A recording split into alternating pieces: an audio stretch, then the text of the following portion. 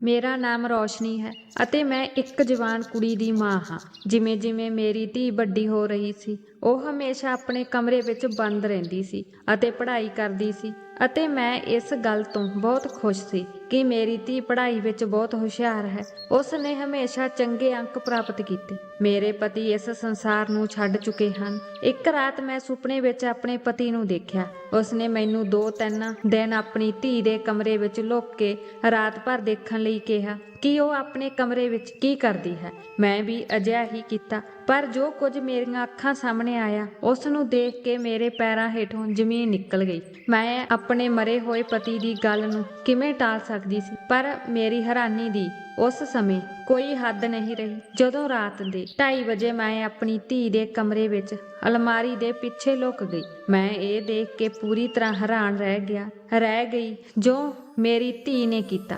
ਜਦੋਂ ਮੈਂ 28 ਸਾਲਾਂ ਦੀ ਸੀ ਤਾਂ ਮੈਂ ਵਿਧਵਾ ਹੋ ਗਈ ਸੀ ਅਤੇ 21 ਸਾਲ ਦੀ ਉਮਰ ਵਿੱਚ ਮੇਰਾ ਵਿਆਹ ਹੋ ਗਿਆ ਸੀ। ਮੈਂ ਆਪਣੇ ਪਤੀ ਨੂੰ ਬਹੁਤ ਪਿਆਰ ਕਰਦੀ ਸੀ, ਇਸੇ ਲਈ ਮੈਂ ਦੁਬਾਰਾ ਵਿਆਹ ਨਹੀਂ ਕੀਤਾ ਅਤੇ ਆਪਣੀ ਪੂਰੀ ਜ਼ਿੰਦਗੀ ਆਪਣੇ ਪਤੀ ਦੇ ਨਾਮ ਤੇ ਬਤੀਤ ਕਰਨ ਦਾ ਫੈਸਲਾ ਕੀਤਾ ਸੀ। ਮੈਂ ਇੱਕ 7 ਸਾਲ ਦੀ ਬੱਚੀ ਦੀ ਮਾਂ ਸੀ ਜਿਸ ਨੂੰ ਮੈਂ ਬਹੁਤ ਪਿਆਰ ਨਾਲ ਪਾਲਿਆ ਸੀ, ਤਾਂ ਕਿ ਜਦੋਂ ਮੈਂ ਆਪਣੀ ਮੌਤ ਤੋਂ ਬਾਅਦ ਆਪਣੇ ਪਤੀ ਦਾ ਸਾਹਮਣਾ ਕਰਾਂ ਤਾਂ ਮੈਂ ਉਸ ਦੇ ਸਾਹਮਣੇ ਮਾਣ ਨਾਲ ਕਹਿ ਸਕਾਂ ਕਿ ਮੈਂ ਤੁਹਾਡੀ ਬੇਟੀ ਨੂੰ ਬਹੁਤ ਵਧੀਆ ਢੰਗ ਨਾਲ ਪਾਲਿਆ ਹੈ। ਵਾਹਿਗੁਰੂ ਦੀ ਕਿਰਪਾ ਨਾਲ ਮੇਰੀ ਬੇਟੀ ਹੁਣ 20 ਸਾਲਾਂ ਦੀ ਹੋ ਗਈ ਹੈ ਅਤੇ ਹੁਣ ਮੇਰੇ ਆਲੇ ਦੁਆਲੇ ਦੇ ਲੋਕ ਮੈਨੂੰ ਕਹਿੰਦੇ ਹਨ ਕਿ ਬੱਚਾ ਇੱਕ ਹੀ ਹੋਣਾ ਚਾਹੀਦਾ ਹੈ, ਪਰ ਇਹ ਤੁਹਾਡੀ ਧੀ ਵਰਗਾ ਚੰਗਾ ਹੋਣਾ ਚਾਹੀਦਾ ਹੈ। ਲੋਕ ਮੇਰੀ ਬੇਟੀ ਦੀ ਬਹੁਤ ਤਾਰੀਫ ਕਰਦੇ ਹਨ ਅਤੇ ਮੇਰੇ ਪਾਲਣ ਪੋਸ਼ਣ ਬਾਰੇ ਵੀ। ਇਹ ਗੱਲਾਂ ਸੁਣ ਕੇ ਮੈਨੂੰ ਮਾਣ ਮਹਿਸੂਸ ਹੁੰਦਾ ਹੈ। ਮੇਰੀ ਧੀ ਡਿੰਪੀ ਸੱਚਮੁੱਚ ਬਹੁਤ ਚੰਗੀ ਅਤੇ ਸਮਝਦਾਰ ਕੁੜੀ ਹੈ। ਉਹ ਸਾਰਾ ਦਿਨ ਪੜ੍ਹਾਈ ਵਿੱਚ ਰੁੱਝੀ ਰਹਿੰਦੀ ਹੈ ਅਤੇ ਸਾਰੀ ਰਾਤ ਵੀ ਪੜ੍ਹਾਈ ਕਰਦੀ ਰਹਿੰਦੀ ਹੈ। ਜਦੋਂ ਉਹ ਬਹੁਤ ਪੜ੍ਹਦੀ ਹੈ ਤਾਂ ਮੇਰੇ ਦਿਲ ਵਿੱਚ ਉਸ ਲਈ ਪਿਆਰ ਪੈਦਾ ਹੁੰਦਾ ਹੈ। ਫਿਰ ਮੈਂ ਉਸ ਰਾਜ ਬਾਰੇ ਸੋਚਦੀ ਹਾਂ ਜੋ ਮੈਂ ਆਪਣੀ ਧੀ ਤੋਂ ਲੁਕੋ ਕੇ ਰੱਖਿਆ ਹੈ। ਮੈਨੂੰ ਡਰ ਹੈ ਕਿ ਇਸ ਰਾਜ ਨਾਲ ਮੇਰੇ ਅਤੇ ਮੇਰੀ ਧੀ ਵਿਚਕਾਰ ਦਰਾਰ ਪੈਦਾ ਹੋ ਸਕਦੀ ਹੈ, ਪਰ ਮੈਂ ਕੀ ਕਰਾਂ। ਮੈਂ ਚਾਹੁੰਦੀ ਹੋਈ ਵੀ ਉਸ ਨੂੰ ਇਹ ਰਾਜ ਨਹੀਂ ਦੱਸ ਸਕਦੀ, ਇਸ ਲਈ ਮੈਂ ਇਸ ਰਾਜ ਨੂੰ ਆਪਣੇ ਦਿਲ ਵਿੱਚ ਰੱਖ ਕੇ ਬੈਠੀ ਹਾਂ। ਮੈਂ ਚਾਹੁੰਦੀ ਹਾਂ ਕਿ ਮੇਰੀ ਧੀ ਦਾ ਵਿਆਹ ਜਲਦੀ ਤੋਂ ਜਲਦੀ ਹੋ ਜਾਵੇ। ਮੈਂ ਆਪਣੀ ਧੀ ਦੀ ਇੰਟਰਮੀਡੀਏਟ ਦੀ ਪੜ੍ਹਾਈ ਪੂਰੀ ਕਰਨ ਤੋਂ ਪਹਿਲਾਂ ਉਸ ਦਾ ਵਿਆਹ ਕਰਵਾਉਣਾ ਚਾਹੁੰਦੀ ਹਾਂ ਤਾਂ ਜੋ ਉਹ ਉਸ ਰਾਜ ਤੱਕ ਨਾ ਪਹੁੰਚ ਜਾਵੇ ਜਿਸ ਨੂੰ ਮੈਂ ਉਸ ਤੋਂ ਛੁਪਾਇਆ ਹੋਇਆ ਹੈ। ਪਰ ਮੇਰੀ ਬੇਟੀ ਅਜੇ ਵੀ ਅੱਗੇ ਪੜ੍ਹਨਾ ਚਾਹੁੰਦੀ ਹੈ। ਜਦੋਂ ਮੈਂ ਵੀ ਡਿੰਪੀ ਨਾਲ ਵਿਆਹ ਬਾਰੇ ਗੱਲ ਕਰਦੀ ਹਾਂ ਤਾਂ ਉਹ ਝੱਟ ਇਹ ਕਹਿ ਕੇ ਵਿਆਹ ਤੋਂ ਇਨਕਾਰ ਕਰ ਦਿੰਦੀ ਹੈ ਕਿ ਉਸਨੇ ਅਜੇ ਹੋਰ ਪੜ੍ਹਾਈ ਕਰਨੀ ਹੈ ਅਤੇ ਉਹ ਪੜ੍ਹਾਈ ਕਰਕੇ ਕਾਬਲ ਬਣਨਾ ਚਾਹੁੰਦੀ ਹੈ। ਇੱਕ ਦਿਨ ਜਦੋਂ ਮੈਂ ਰਾਤ ਦਾ ਖਾਣਾ ਬਣਾ ਰਹੀ ਸੀ ਤਾਂ ਮੈਨੂੰ ਮੇਰੇ ਪਤੀ ਦੇ ਪੁਰਾਣੇ ਦੋਸਤ ਦਾ ਫੋਨ ਆਇਆ। ਉਹ ਸਾਨੂੰ ਆਪਣੀ ਧੀ ਦੇ ਵਿਆਹ ਦਾ ਸੱਦਾ ਦੇ ਰਿਹਾ ਸੀ ਅਤੇ ਕਹਿ ਰਿਹਾ ਸੀ ਕਿ ਤੁਸੀਂ ਜਲਦੀ ਤੋਂ ਜਲਦੀ ਆਪਣੀ ਧੀ ਨੂੰ ਲੈ ਕੇ ਸਾਡੇ ਘਰ ਆ ਜਾਇਓ। ਉਹਨਾਂ ਨੂੰ ਮਿਲ ਕੇ ਸਾਨੂੰ ਬਹੁਤ ਚੰਗਾ ਲੱਗਿਆ ਕਿਉਂਕਿ ਮੇਰੇ ਪਤੀ ਦੇ ਦੋਸਤ ਦੀ ਪਤਨੀ ਮੇਰੀ ਬਹੁਤ ਚੰਗੀ ਸਹੇਲੀ ਸੀ। ਅਸੀਂ ਦੋਵੇਂ ਕਾਲਜ ਵਿੱਚ ਇਕੱਠੇ ਪੜ੍ਹਦੇ ਸੀ। ਉਸਨੇ ਕਿਹਾ ਕਿ ਮੇਰੀ ਇਕਲੌਤੀ ਬੇਟੀ ਸੰਜਨਾ ਦਾ ਵਿਆਹ ਹੋ ਰਿਹਾ ਹੈ, ਇਸ ਲਈ ਅਸੀਂ 1 ਮਹੀਨਾ ਪਹਿਲਾਂ ਤੁਹਾਨੂੰ ਆਪਣੇ ਘਰ ਬੁਲਾਉਣਾ ਚਾਹੁੰਦੇ ਹਾਂ। ਮੈਂ ਇਸ ਤੋਂ ਬਹੁਤ ਖੁਸ਼ ਸੀ। ਮੈਂ ਕਿਹਾ, ਸੰਜੇ ਬਾਈ ਸਾਹਿਬ, ਚਿੰਤਾ ਨਾ ਕਰੋ, ਮੈਂ ਜਲਦੀ ਹੀ ਤੁਹਾਡੇ ਘਰ ਆ ਜਾਵਾਂਗੀ ਕਿਉਂਕਿ ਸੰਜਨਾ ਮੇਰੇ ਪਤੀ ਦੇ ਦੋਸਤ ਦੀ ਧੀ ਹੋਣ ਦੇ ਨਾਲ ਨਾਲ ਮੇਰੀ ਦੋਸਤ ਦੀ ਧੀ ਵੀ ਸੀ। ਅਸਲ ਵਿੱਚ ਸ਼ੁਰੂ ਤੋਂ ਹੀ ਮੇਰਾ ਇਹ ਇਰਾਦਾ ਸੀ ਕਿ ਸੰਜੇ ਭਾਈ ਸਾਹਿਬ ਮੇਰੀ ਡਿੰਪੀ ਦਾ ਵਿਆਹ ਆਪਣੇ ਛੋਟੇ ਬੇਟੇ ਨਾਲ ਕਰ ਦੇਵੇ ਕਿਉਂਕਿ ਉਹ ਮੇਰੀ ਬੇਟੀ ਦੇ ਬਰਾਬਰ ਦੀ ਉਮਰ ਦਾ ਸੀ ਅਤੇ ਬਹੁਤ ਚੰਗੀ ਨੌਕਰੀ ਕਰਦਾ ਸੀ ਅਤੇ ਮੈਨੂੰ ਸੰਜੇ ਭਾਈ ਸਾਹਿਬ ਦਾ ਛੋਟਾ ਬੇਟਾ ਸ਼ੁਰੂ ਤੋਂ ਹੀ ਪਸੰਦ ਸੀ। ਉਹ ਦੇਖਣ ਵਿੱਚ ਵੀ ਚੰਗਾ ਸੀ। ਉਸ ਦੀ ਅਤੇ ਡਿੰਪੀ ਦੀ ਜੋੜੀ ਇਕੱਠੇ ਬਹੁਤ ਵਧੀਆ ਲੱਗੇਗੀ। ਸੰਜੇ ਭਾਈ ਸਾਹਿਬ ਦੇ 2 ਹੀ ਬੱਚੇ ਸਨ। ਹੁਣ ਬੇਟੀ ਦਾ ਵਿਆਹ ਹੋ ਰਿਹਾ ਸੀ। ਉਸ ਤੋਂ ਬਾਅਦ ਪੁੱਤਰ ਦੀ ਵਾਰੀ ਸੀ। ਮੇਰੀ ਧੀ ਉਸ ਘਰ ਵਿੱਚ ਬਹੁਤ ਖੁਸ਼ ਰਹੇਗੀ।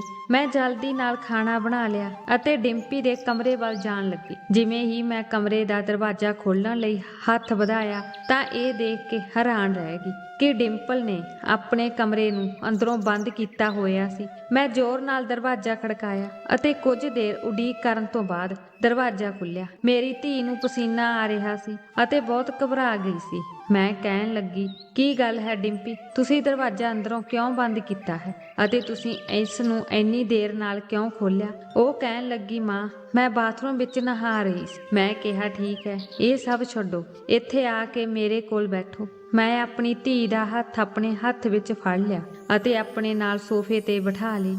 ਮੈਂ ਕਿਹਾ, ਤੈਨੂੰ ਪਤਾ ਹੈ ਬੇਟਾ, ਮੈਨੂੰ ਤੇਰੇ ਸੰਜੇ ਅੰਕਲ ਦਾ ਫੋਨ ਆਇਆ। ਉਹ ਸਾਨੂੰ ਸੰਜਨਾ ਦੇ ਵਿਆਹ ਲਈ ਬੁਲਾ ਰਹੇ ਹਨ। ਤੁਸੀਂ ਆਪਣੀ ਪੈਕਿੰਗ ਸ਼ੁਰੂ ਕਰੋ ਅਤੇ 2 ਦਿਨ ਬਾਅਦ ਅਸੀਂ ਇੱਥੋਂ ਚਲੇ ਜਾਵਾਂਗੇ। ਇਹ ਸੁਣ ਕੇ ਡਿੰਪੀ ਦਾ ਚਿਹਰਾ ਫਿੱਕਾ ਪੈ ਗਿਆ। ਉਸਨੇ ਕਿਹਾ, ਮਾਂ, ਮੈਂ ਨਹੀਂ ਜਾ ਸਕਾਂਗੀ। ਉਸ ਦੀ ਇਹ ਗੱਲ ਸੁਣ ਕੇ ਮੈਨੂੰ ਬਹੁਤ ਗੁੱਸਾ ਆਇਆ ਅਤੇ ਮੈਂ ਕਿਹਾ, ਕੀ ਤੁਸੀਂ ਕਿਉਂ ਨਹੀਂ ਜਾਂਦੇ? ਉਸਨੇ ਕਿਹਾ, ਮਾਂ, ਮੇਰੀ ਪ੍ਰੀਖਿਆ ਸ਼ੁਰੂ ਹੋਣ ਵਾਲੀ ਹੈ। ਮੈਂ ਆਪਣੀ ਇਮਤਿਹਾਨ ਦੀ ਤਿਆਰੀ ਕਰਨੀ ਹੈ ਅਤੇ ਮੈਂ ਕਿਸੇ ਵੀ ਹਾਲਤ ਵਿੱਚ ਆਪਣੀ ਪੜ੍ਹਾਈ ਨਹੀਂ ਛੱਡ ਸਕਦੀ। ਮੈਂ ਕਿਹਾ, ਬੇਟਾ, ਗੱਲ ਸਮਝੋ, ਤੁਸੀਂ ਆਪਣੀਆਂ ਸਾਰੀਆਂ ਕਿਤਾਬਾਂ ਉੱਥੇ ਲੈ ਜਾਓ। ਉੱਥੇ ਜਾ ਕੇ ਆਰਾਮ ਨਾਲ ਪੜ੍ਹੋ। ਇਸ ਵਿੱਚ ਕੀ ਵੱਡੀ ਗੱਲ ਹੈ? ਪਰ ਵਿਆਹ ਵਿੱਚ ਜਾਣਾ ਬਹੁਤ ਜ਼ਰੂਰੀ ਹੈ ਕਿਉਂਕਿ ਮੈਂ ਤੁਹਾਡੇ ਲਈ ਸੰਜਨਾ ਦਾ ਭਰਾ ਪਰਾਗ ਪਸੰਦ ਕੀਤਾ ਹੈ। ਗੱਲ ਉਦੋਂ ਹੀ ਅੱਗੇ ਵਧੇਗੀ ਜਦੋਂ ਤੁਸੀਂ ਦੋਵੇਂ ਇੱਕ ਦੂਜੇ ਨੂੰ ਮਿਲੋਗੇ। ਉਸਨੇ ਖਾਲੀ ਅੱਖਾਂ ਨਾਲ ਮੇਰੇ ਵੱਲ ਦੇਖਿਆ ਅਤੇ ਕਿਹਾ, ਮਾਂ, ਮੈਂ ਵਿਆਹ ਦੇ ਲਾਇਕ ਨਹੀਂ ਹਾਂ। ਡਿੰਪੀ ਤੋਂ ਇਹ ਗੱਲ ਸੁਣ ਕੇ ਮੈਨੂੰ ਬਹੁਤ ਬੁਰਾ ਲੱਗਿਆ। ਮੈਂ ਗੁੱਸੇ ਵਿੱਚ ਆ ਕੇ ਕਿਹਾ, ਤੁਹਾਡਾ ਕੀ ਮਤਲਬ ਹੈ? ਉਹ ਘਬਰਾ ਕੇ ਬੋਲੀ, ਮਾਂ, ਮੈਂ ਤੈਨੂੰ ਕਿੰਨੀ ਵਾਰ ਕਿਹਾ ਹੈ। ਉਸ ਦੀ ਇਹ ਗੱਲ ਸੁਣ ਕੇ ਕਿ ਮੈਂ ਪੜ੍ਹ ਕੇ ਕੁਝ ਬਣਨਾ ਚਾਹੁੰਦੀ ਹਾਂ। ਮੈਂ ਉਸ ਵੱਲ ਹੀ ਦੇਖਦੀ ਰਹੀ। ਅਗਲੇ ਦਿਨ ਵੀ ਮੈਂ ਆਪਣੀ ਧੀ ਨੂੰ ਵਿਆਹ ਵਿੱਚ ਜਾਣ ਲਈ ਰਾਜ਼ੀ ਕਰਨ ਦੀ ਬਹੁਤ ਕੋਸ਼ਿਸ਼ ਕੀਤੀ ਕਿਉਂਕਿ ਮੈਂ ਉਸ ਨੂੰ ਵਿਆਹ ਵਿੱਚ ਲੈ ਕੇ ਜਾਣਾ ਚਾਹੁੰਦੀ ਸੀ। ਮੈਂ ਤਾਂ ਇੱਥੋਂ ਤੱਕ ਕਹਿ ਦਿੱਤਾ ਸੀ ਕਿ ਜੇ ਤੂੰ ਵਿਆਹ ਵਿੱਚ ਨਹੀਂ ਜਾਣਾ ਤਾਂ ਮੈਂ ਵੀ ਨਹੀਂ ਜਾਵਾਂਗੀ। ਪਰ ਫਿਰ ਵੀ ਉਸਨੇ ਮੇਰੀ ਗੱਲ ਨਹੀਂ ਸੁਣੀ। ਮੈਂ ਪਹਿਲਾਂ ਹੀ ਆਪਣੀ ਸਹੇਲੀ ਕਲਪਨਾ ਦੇ ਘਰ ਜਾਣਾ ਚਾਹੁੰਦੀ ਸੀ ਪਰ ਆਪਣੀ ਧੀ ਨੂੰ ਮਨਾਉਣ ਕਾਰਨ ਨਹੀਂ ਜਾ ਸਕੀ। ਭਾਵੇਂ ਵਿਆਹ ਵਿੱਚ ਸਿਰਫ 5 ਦਿਨ ਬਾਕੀ ਸਨ, ਮੈਂ ਇਕੱਲੀ ਜਾਣ ਲਈ ਮਜਬੂਰ ਹੋ ਗਈ ਸੀ। ਮੈਂ ਆਪਣੇ ਪਤੀ ਦੀ ਪੁਰਾਣੀ ਦੋਸਤੀ ਅਤੇ ਆਪਣੀ ਪੁਰਾਣੀ ਦੋਸਤ ਨਾਲ ਇਸ ਪੁਰਾਣੀ ਦੋਸਤੀ ਨੂੰ ਵਿਗਾੜਨਾ ਨਹੀਂ ਚਾਹੁੰਦੀ ਸੀ। ਮੈਂ ਡਿੰਪੀ ਨੂੰ ਕਿਹਾ ਸੀ ਕਿ ਮੈਂ ਗੁਆਂਢੀ ਨੂੰ 1 ਹਫ਼ਤਾ ਤੁਹਾਡੇ ਕੋਲ ਰਹਿਣ ਲਈ ਕਹਾਂਗੀ। ਗੁੱਸੇ ਵਿੱਚ ਡਿੰਪੀ ਨੇ ਕਿਹਾ, ਮਾਂ, ਮੈਨੂੰ ਕਿਸੇ ਗੁਆਂਢੀ ਦੀ ਲੋੜ ਨਹੀਂ। ਮੈਂ ਇਕੱਲੀ ਹੀ ਰਹਿ ਸਕਦੀ ਹਾਂ। ਜੇ ਉਹ ਮੇਰੇ ਕਮਰੇ ਵਿੱਚ ਸੌਣ ਦੀ ਜਿੱਦ ਕਰੇਗੀ ਤਾਂ ਮੈਂ ਕੀ ਕਰਾਂਗੀ? ਮੈਨੂੰ ਪੜ੍ਹਾਈ ਵਿੱਚ ਮੁਸ਼ਕਲ ਆਵੇਗੀ। ਮੈਂ ਉਸ ਨੂੰ ਕਹਿਣ ਲੱਗੀ, ਡਿੰਪੀ, ਤੈਨੂੰ ਪਤਾ ਹੈ ਕਿ ਸਟੱਡੀ ਕਰਨ ਦੇ ਨਾਲ-ਨਾਲ ਆਪਣੇ ਮਾਤਾ-ਪਿਤਾ ਦਾ ਆਦਰ ਕਰਨਾ ਅਤੇ ਉਹਨਾਂ ਦਾ ਕਹਿਣਾ ਮੰਨਣਾ ਵੀ ਬਹੁਤ ਜ਼ਰੂਰੀ ਹੈ। ਫਿਰ ਤੁਸੀਂ ਮੈਨੂੰ ਦੱਸੋ ਕਿ ਤੁਹਾਡੇ ਕਮਰੇ ਵਿੱਚ ਕਿਹੜੀ ਚੀਜ਼ ਹੈ ਜੋ ਉਹ ਤੁਹਾਡੇ ਕਮਰੇ ਵਿੱਚ ਨਹੀਂ ਸੌਂ ਸਕਦੀ? ਜੇਕਰ ਤੁਹਾਨੂੰ ਪੜ੍ਹਾਈ ਵਿੱਚ ਕੋਈ ਸਮੱਸਿਆ ਆਉਂਦੀ ਹੈ ਤਾਂ ਤੁਸੀਂ ਬਾਹਰ ਸੋਫੇ ਤੇ ਬੈਠ ਕੇ ਪੜ੍ਹ ਸਕਦੇ ਹੋ। ਡਿੰਪੀ ਕਹਿਣ ਲੱਗੀ, ਮਾਤਾ ਜੀ, ਤੁਸੀਂ ਜਾਣਦੇ ਹੋ ਕਿ ਮੈਂ ਆਪਣੇ ਕਮਰੇ ਵਿੱਚ ਇਕੱਲੇ ਰਹਿ ਕੇ ਪੜ੍ਹਦੀ ਹਾਂ। ਤਦ ਹੀ ਮੈਂ ਆਪਣੀ ਪੜ੍ਹਾਈ ਵਿੱਚ ਚੰਗੀ ਤਰ੍ਹਾਂ ਧਿਆਨ ਦਿੰਦੀ ਹਾਂ। ਇਸੇ ਲਈ ਮੈਂ ਕਿਸੇ ਦੀ ਮੌਜੂਦਗੀ ਵਿੱਚ ਪਰੇਸ਼ਾਨ ਹੋ ਜਾਂਦੀ ਹਾਂ। ਮੈਂ ਕਿਹਾ, ਠੀਕ ਹੈ, ਗੁਆਂਢੀ ਮੇਰੇ ਕਮਰੇ ਵਿੱਚ ਸੌਂ ਜਾਵੇਗਾ ਅਤੇ ਤੁਸੀਂ ਆਪਣੀ ਪੜ੍ਹਾਈ ਆਰਾਮ ਨਾਲ ਕਰ ਸਕਦੇ ਹੋ। ਵਿਆਹ ਵਿੱਚ ਜਾਣ ਦੀਆਂ ਤਿਆਰੀਆਂ ਬੜੀ ਮੁਸ਼ਕਲ ਨਾਲ ਮੁਕੰਮਲ ਕੀਤੀਆਂ। ਮੈਨੂੰ ਪਤਾ ਸੀ ਕਿ ਸੰਜੇ ਭਾਈ ਅਤੇ ਕਲਪਨਾ ਮੈਨੂੰ ਡਿੰਪੀ ਬਾਰੇ ਜ਼ਰੂਰ ਪੁੱਛਣਗੇ। ਡਿੰਪੀ ਵਿਆਹ ਵਿੱਚ ਕਿਉਂ ਨਹੀਂ ਆਈ? ਜਿਵੇਂ ਹੀ ਮੈਂ ਵਿਆਹ ਵਾਲੇ ਘਰ ਪਹੁੰਚੀ ਤਾਂ ਸੰਜੇ ਭਾਈ ਸਾਹਿਬ ਕਹਿਣ ਲੱਗੇ, ਭਾਬੀ ਜੀ, ਤੁਸੀਂ ਮੇਰੀ ਡਿੰਪੀ ਧੀ ਨੂੰ ਕਿਉਂ ਨਹੀਂ ਲਿਆਏ?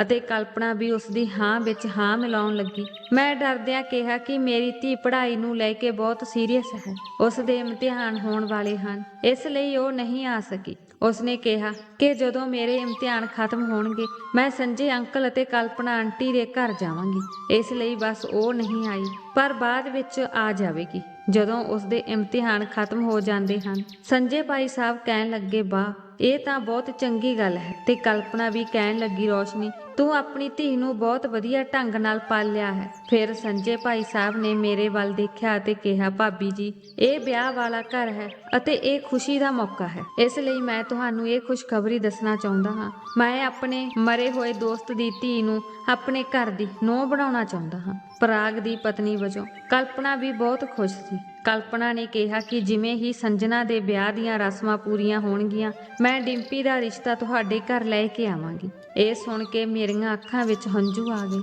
ਮੈਂ ਸੰਜੇ ਭਾਈ ਸਾਹਿਬ ਅਤੇ ਕਲਪਨਾ ਨੂੰ ਕਿਹਾ ਕਿ ਤੁਸੀਂ ਦੋਹਾਂ ਨੇ ਮੇਰੇ ਦਿਲ ਦੀ ਗੱਲ ਕਹਿ ਦਿੱਤੀ ਹੈ। ਮੈਂ ਇਹ ਖਬਰ ਸੁਣ ਕੇ ਬਹੁਤ ਖੁਸ਼ ਹਾਂ। ਸੰਜੇ ਭਾਈ ਸਾਹਿਬ ਖੁਸ਼ ਹੋ ਕੇ ਅੱਗੇ ਵਧ ਗਏ, ਪਰ ਕਲਪਨਾ ਨੇ ਮੈਨੂੰ ਜੱਫੀ ਪਾ ਕੇ ਕਿਹਾ, ਹੁਣ ਅਸੀਂ ਆਪਣੀ ਦੋਸਤੀ ਨੂੰ ਰਿਸ਼ਤੇ ਵਿੱਚ ਬਦਲਣਾ ਚਾਹੁੰਦੇ ਹਾਂ। ਇਸ ਤਰ੍ਹਾਂ ਸਾਡੀ ਦੋਸਤੀ ਸਦਾ ਕਾਇਮ ਰਹੇਗੀ। ਸੰਜਨਾ ਦੇ ਵਿਆਹ 'ਚ ਕਾਫੀ ਮਸਤੀ ਹੋਈ। ਵਿਆਹ ਵਧੀਆ ਚੱਲਿਆ ਅਤੇ ਵਿਆਹ ਤੋਂ ਬਾਅਦ ਮੈਂ ਆਪਣੇ ਘਰ ਵਾਪਸ ਆ ਗਈ।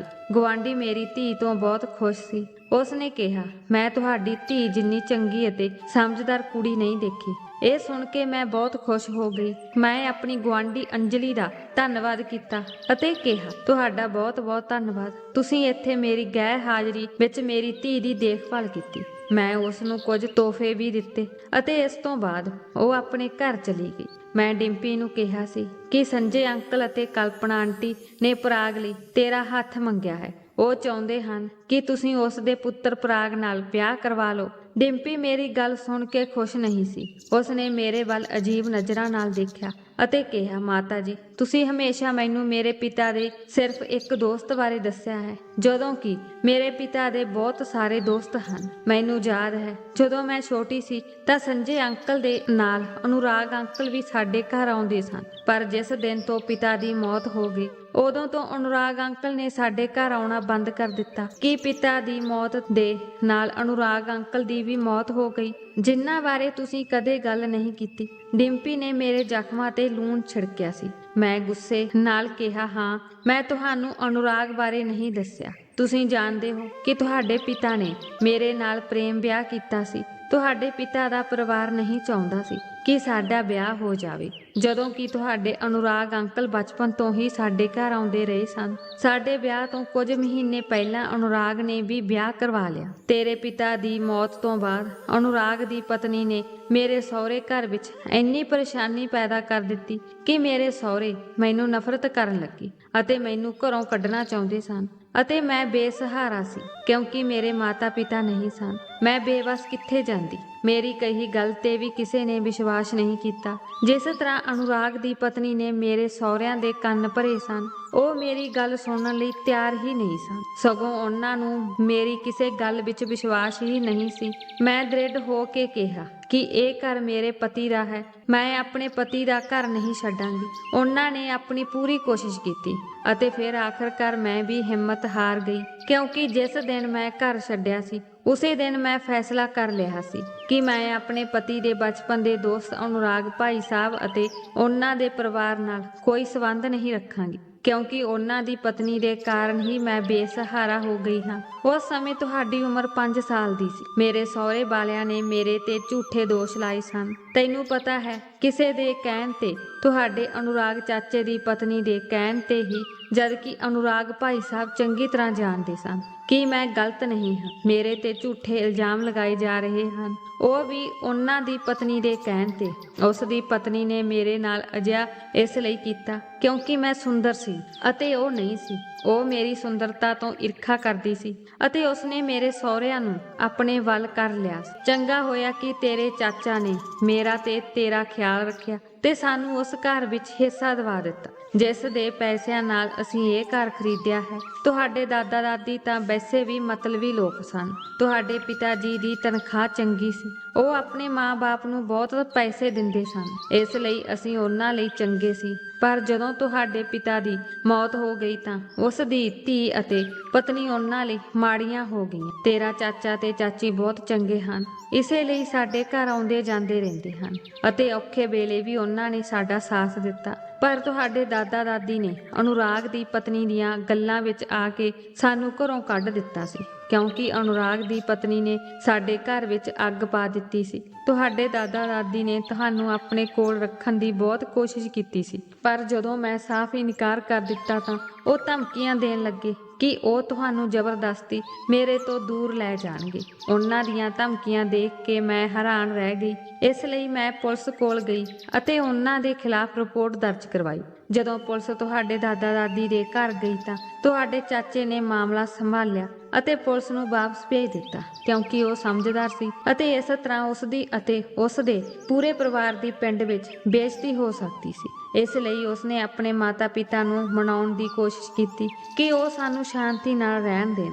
ਉਸ ਤੋਂ ਬਾਅਦ ਤੁਹਾਡੇ ਦਾਦਾ ਦਾਦੀ ਸਾਨੂੰ ਛੱਡ ਗਏ ਅਤੇ ਅਸੀਂ ਸ਼ਾਂਤੀਪੂਰਵਕ ਜੀਵਨ ਬਤੀਤ ਕਰਨ ਲੱਗੇ। ਮੈਂ ਪੂਰੀ ਤਰ੍ਹਾਂ ਇਸ ਘਰ ਵਿੱਚ ਸ਼ਿਫਟ ਹੋ ਗਈ ਸੀ। ਉਸ ਦਿਨ ਤੋਂ ਬਾਅਦ ਵੀ ਉਹ ਕਈ ਵਾਰ ਸਾਨੂੰ ਤੰਗ ਕਰਨ ਲਈ ਆਉਂਦੇ ਸਨ, ਪਰ ਤੇਰਾ ਚਾਚਾ ਗੱਲ ਨੂੰ ਸੰਭਾਲਦਾ ਸੀ। ਉਹਨਾਂ ਲੋਕਾਂ ਨੇ ਮੈਨੂੰ ਪਰੇਸ਼ਾਨ ਕਰਨ ਦੀ ਬਹੁਤ ਕੋਸ਼ਿਸ਼ ਕੀਤੀ। ਉਹ ਮੈਨੂੰ ਧਮਕੀਆਂ ਦਿੰਦੇ ਸੀ, ਇੱਥੋਂ ਤੱਕ ਕਿ ਉਹ ਮੈਨੂੰ ਬਲੈਕਮੇਲ ਕਰਦੇ ਰਹੇ ਕਿ ਅਦਾਲਤ ਤੋਂ ਤੁਹਾਡੀ ਕਸਟਡੀ ਲੈ ਲੈਣਗੇ। ਪਰ ਤੇਰੇ ਚਾਚੇ ਨੇ ਬੜੀ ਮੁਸ਼ਕਲ ਨਾਲ ਉਸ ਵੇਲੇ ਸਾਰੀ ਗੱਲ ਸੰਭਾਲ ਲਈ ਸੀ। ਜੇ ਉਹ ਸਾਡਾ ਸਹਾਰਾ ਨਾ ਹੁੰਦਾ ਤਾਂ ਅੱਜ ਤੁਸੀਂ ਤੇ ਮੈਂ ਕਿਸੇ ਦੇ ਘਰ ਝਾੜੂ ਮਾਰ ਰਹੇ ਹੁੰਦੇ। ਇਸ ਲਈ ਮੈਂ ਤੁਹਾਨੂੰ ਅੱਜ ਤੱਕ ਤੁਹਾਡੇ ਦਾਦਾ ਜੀ, ਦਾਦੀ ਜੀ, ਅਨੁਰਾਗ ਅਤੇ ਉਹਨਾਂ ਦੀ ਪਤਨੀ ਬਾਰੇ ਨਹੀਂ ਦੱਸਿਆ। ਮੈਂ ਅਜਿਹਾ ਇਸ ਲਈ ਨਹੀਂ ਕੀਤਾ ਕਿ ਤੇਰਾ ਦਿਲ ਵਿੱਚ ਉਹਨਾਂ ਲਈ ਨਫ਼ਰਤ ਪੈਦਾ ਨਾ ਹੋ ਜਾਵੇ। ਇਹ ਸੁਣ ਕੇ ਡਿੰਪੀ ਦਾ ਚਿਹਰਾ ਫਿੱਕਾ ਪੈ ਗਿਆ। ਉਹ ਬਹੁਤ ਪਰੇਸ਼ਾਨ ਹੋ ਗਈ ਅਤੇ ਮੈਂ ਉੱਠ ਕੇ ਆਪਣੇ ਕਮਰੇ ਵਿੱਚ ਆ ਗਈ। ਮੈਨੂੰ ਬੀਤੇ ਦਿਨਾਂ ਦੀਆਂ ਮੁਸ਼ਕਲਾਂ ਅਜੇ ਵੀ ਯਾਦ ਹਨ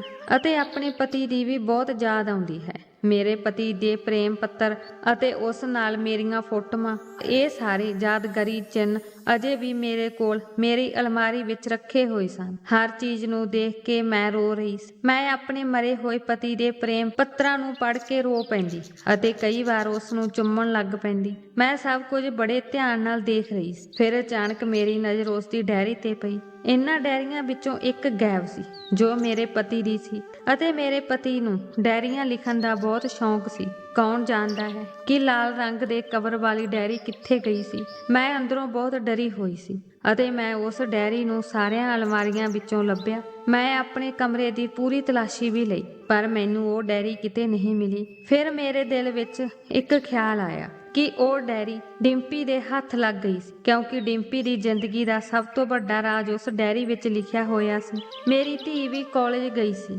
ਅਤੇ ਉੱਥੋਂ ਵਾਪਸ ਆ ਕੇ ਵੀ ਉਹ ਸਾਰਾ ਦਿਨ ਪੜ੍ਹਦੀ ਰਹਿੰਦੀ ਸੀ। ਉਹ ਮੇਰੀ ਹਰ ਗੱਲ ਨਾਲ ਸਹਿਮਤ ਹੋ ਜਾਂਦੀ ਸੀ, ਪਰ ਪਿਛਲੇ 1 ਮਹੀਨੇ ਤੋਂ ਮੇਰੀ ਧੀ ਬਹੁਤ ਪਰੇਸ਼ਾਨ ਨਜ਼ਰ ਆ ਰਹੀ ਸੀ ਅਤੇ ਬਹੁਤ ਅਜੀਬ ਵਿਵਹਾਰ ਕਰਨ ਲੱਗੀ ਸੀ। ਉਸਨੇ ਸਭ ਕੁਝ ਛੱਡ ਦਿੱਤਾ ਸੀ। ਉਹ ਹਮੇਸ਼ਾ ਚਿੜਚਿੜੀ ਰਹਿੰਦੀ ਸੀ। ਉਹ ਮੇਰੀ ਗੱਲ ਵੀ ਨਹੀਂ ਸੁਣਦੀ ਸੀ। ਉਹਦੇ ਕਾਰਨ ਮੈਨੂੰ ਬਹੁਤ ਚਿੰਤਾ ਹੋਣ ਲੱਗੀ ਸੀ। ਇਸ ਲਈ ਮੈਂ ਸੋਚਿਆ ਕਿ ਇਸ ਸਮੇਂ ਮੈਂ ਉਸ ਦੇ ਕਮਰੇ ਦੀ ਤਲਾਸ਼ੀ ਲਵਾਂਗੀ। ਮੈਂ ਸਾਰੀ ਰਾਤ ਇਹ ਸਭ ਕੁਝ ਸੋਚਦੀ ਰਹੀ। ਇਹ ਸੋਚਦਿਆਂ ਮੈਂ ਸੌਂ ਗਈ। ਮੈਂ ਬਹੁਤ ਗੂੜੀ ਨੀਂਦ ਸੁੱਤੀ ਹੋਈ ਸੀ ਜਦੋਂ ਮੇਰਾ ਪਤੀ ਮੈਨੂੰ ਸੁਪਨੇ ਵਿੱਚ ਮਿਲਣ ਆਇਆ ਤਾਂ ਉਸਨੇ ਕਿਹਾ, ਰੋਸ਼ਨੀ, ਤੂੰ 3 ਦਿਨ ਮੇਰੀ ਧੀ ਦੇ ਕਮਰੇ ਵਿੱਚ ਲੁਕੀ ਰਹੀ ਅਤੇ ਵੇਖੀ ਉਹ ਕੀ ਕਰਦੀ ਹੈ। ਜਦੋਂ ਮੇਰੀ ਅੱਖ ਖੁੱਲੀ ਤਾਂ ਮੈਂ ਹੈਰਾਨ ਸੀ ਕਿ ਇਹ ਕਿਹੋ ਜਿਹਾ ਸੁਪਨਾ ਸੀ। ਇਸ ਸੁਪਨੇ ਨੇ ਮੈਨੂੰ ਹੈਰਾਨ ਕਰ ਦਿੱਤਾ। ਮੇਰੇ ਪਤੀ ਕਈ ਸਾਲਾਂ ਬਾਅਦ ਮੇਰੇ ਸੁਪਨੇ ਵਿੱਚ ਮੇਰੇ ਕੋਲ ਆਏ ਅਤੇ ਸੁਪਨਾ ਵੀ ਬਹੁਤ ਅਜੀਬ ਸੀ। ਮੈਨੂੰ ਇੱਕਦਮ ਹੀ ਚਿੰਤਾ ਹੋਣ ਲੱਗੀ ਕਿ ਮੇਰੀ ਧੀ ਕਿਸੇ ਮੁਸੀਬਤ ਵਿੱਚ ਤਾਂ ਨਹੀਂ ਹੈ। ਇਸ ਲਈ ਮੈਂ ਜਲਦੀ ਉੱਠ ਕੇ ਆਪਣੀ ਬੇਟੀ ਦੇ ਕਮਰੇ ਵੱਲ ਜਾਣ ਲੱਗੀ। ਜਿਵੇਂ ਹੀ ਮੈਂ ਦਰਵਾਜ਼ਾ ਖੋਲ੍ਹਣ ਲਈ ਹੱਥ ਵਧਾਇਆ ਤਾਂ ਮੈਂ ਇਹ ਦੇਖ ਕੇ ਹੈਰਾਨ ਰਹਿ ਗਈ ਕਿ ਰਾਤ ਦੇ ਇਸ ਸਮੇਂ ਵੀ ਮੇਰੀ ਧੀ ਦਾ ਕਮਰਾ ਅੰਦਰੋਂ ਬੰਦ ਸੀ। ਪਤਾ ਨਹੀਂ ਉਹ ਅਜਿਹੀਆਂ ਅਜੀਬ ਗੱਲਾਂ ਕਿਉਂ ਕਰਨ ਲੱਗੀ ਸੀ। ਇਸ ਤੋਂ ਪਹਿਲਾਂ ਉਸ ਦੇ ਕਦੇ ਵੀ ਕਮਰੇ ਨੂੰ ਤਾਲਾ ਨਹੀਂ ਲੱਗਿਆ ਸੀ। ਜਦੋਂ ਸਵੇਰ ਹੋਈ ਤਾਂ ਮੈਂ ਡਿੰਪੀ ਨੂੰ ਪੁੱਛਿਆ, ਤੁਸੀਂ ਰਾਤ ਨੂੰ ਆਪਣੇ ਕਮਰੇ ਦਾ ਦਰਵਾਜ਼ਾ ਕਿਉਂ ਬੰਦ ਕੀਤਾ ਸੀ? ਮੇਰੀ ਗੱਲ ਸੁਣ ਕੇ ਉਹ ਘਬਰਾ ਕੇ ਮੈਨੂੰ ਕਹਿਣ ਲੱਗੀ, ਮੰਮੀ, ਕੀ ਤੁਸੀਂ ਸਾਰੀ ਰਾਤ ਮੇਰੀ ਜਾਸੂਸੀ ਕਰਦੇ ਰਹਿੰਦੇ ਹੋ? ਮੈਂ ਗੱਲ ਨੂੰ ਮਜ਼ਾਕ ਵਿੱਚ ਬਦਲਣ ਦੀ ਕੋਸ਼ਿਸ਼ ਕੀਤੀ ਤਾਂ ਮੈਂ ਹੱਸ ਕੇ ਕਿਹਾ, ਨਹੀਂ ਬੇਟੀ, ਮੈਂ ਤਾਂ ਰਾਤ ਨੂੰ ਡਰ ਗਈ ਸੀ, ਇਸੇ ਲਈ ਮੈਂ ਤੈਨੂੰ ਦੇਖਣ ਤੇਰੇ ਕੋਲ ਆਈ ਸੀ। ਉਹ ਕਹਿਣ ਲੱਗੀ,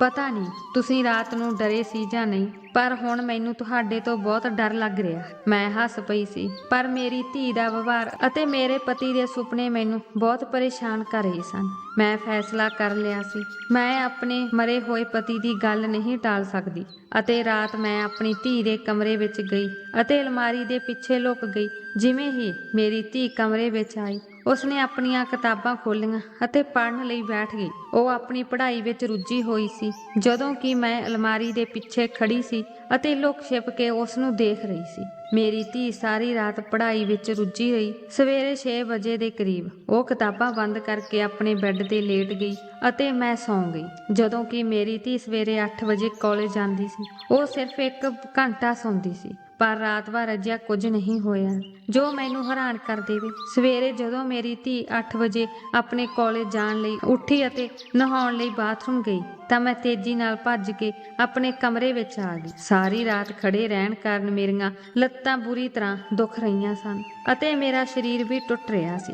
ਮੈਂ ਸੋਚ ਰਹੀ ਸੀ ਕਿ ਮੈਂ ਇੱਕ ਛੋਟੇ ਬੱਚੇ ਵਾਂਗ ਹਾਂ। ਮੈਂ ਇੱਕ ਸੁਪਨੇ ਦਾ ਪਿੱਛਾ ਕਿਉਂ ਕਰ ਰਹੀ ਹਾਂ? ਮੈਂ ਸੋਚਿਆ ਕਿ ਮੈਂ ਆਪਣੇ ਸੁਪਨੇ ਦੇ ਕਾਰਨ ਕੱਲ ਰਾਤ ਬਹੁਤ ਘਬਰਾਈ ਹੋਈ ਸੀ।